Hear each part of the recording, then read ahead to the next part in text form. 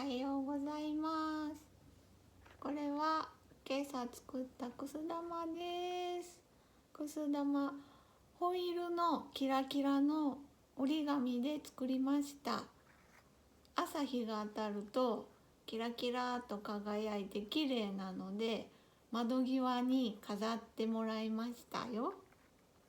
はい、綺麗です。本当キラキラ、両面が色がついてて、キラキラのホイールの折り紙を100均で見つけたので、ちょっと買ってみました。なかなかいいくす玉ができました。今日はじゃあトゥーランドット練習してるので、ちょっと弾いてみたいと思います。間違えますけどすいません。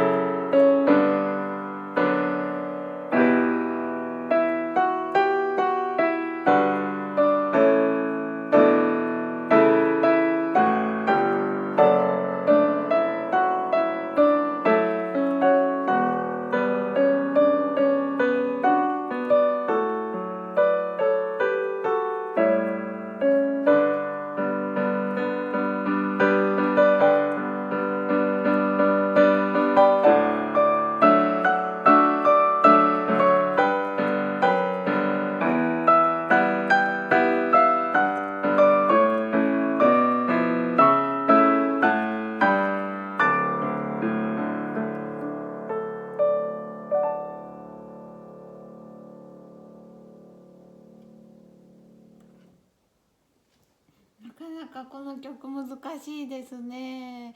なんか思ったようにうまく弾けた試しがないというか、もうちょっと優しい音を出したいんですが、私の技術ではちょっと難しいですね、この曲。はい、くす玉ごまかします。もうちょっと上手に弾けるようになりたい。それではまた明日。